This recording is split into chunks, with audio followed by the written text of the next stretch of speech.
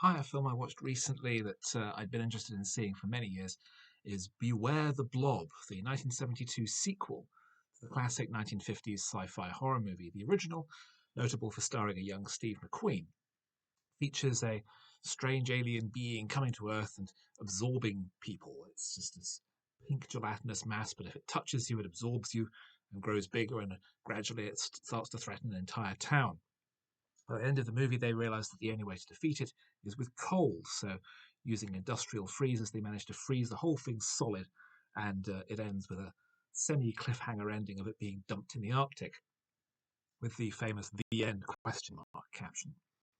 Where the blob picks up a little over 15 years later, a scientific expedition to the Arctic has drawn a core out of the blob.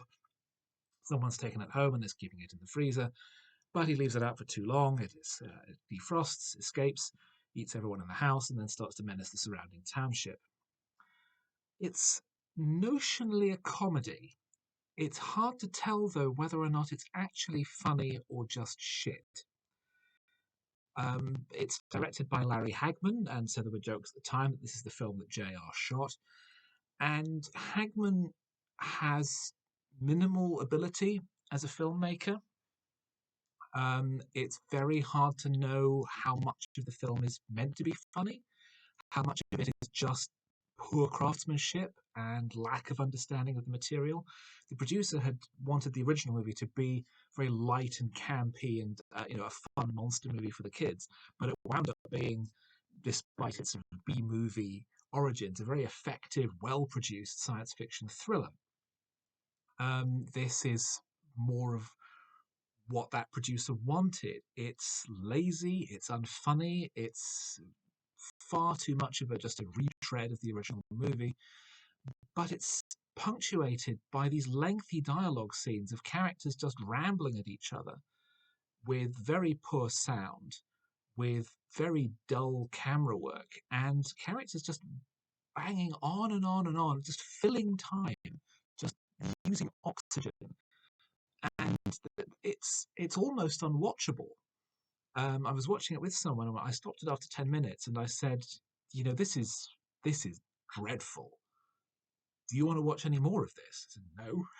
So I wound up watching the rest of the film on my own, and it doesn't improve at all. Hagman appears to use a bit of his show as Paul. He become a big star after the fantasy sitcom I Dream of Jeannie. And so Burgess Meredith has a cameo role as one of several hobos along with Hagman, who spend about 10 minutes talking unintelligibly about nothing before they are eaten by the blob or just a bit of pink gel over one of the stage lights. It ends, I can't even remember how it ends.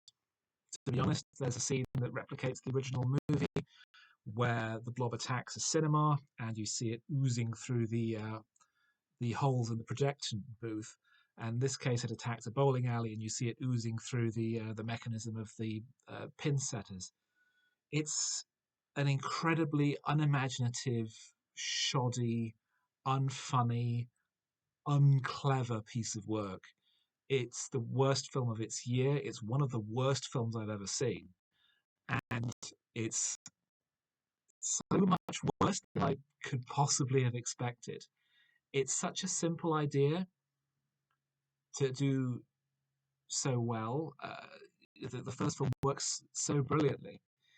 And I haven't seen the 1988 remake directed by Chuck Russell, which is apparently extremely good. It takes a much darker, harder horror tone with much more graphic gore and body horror.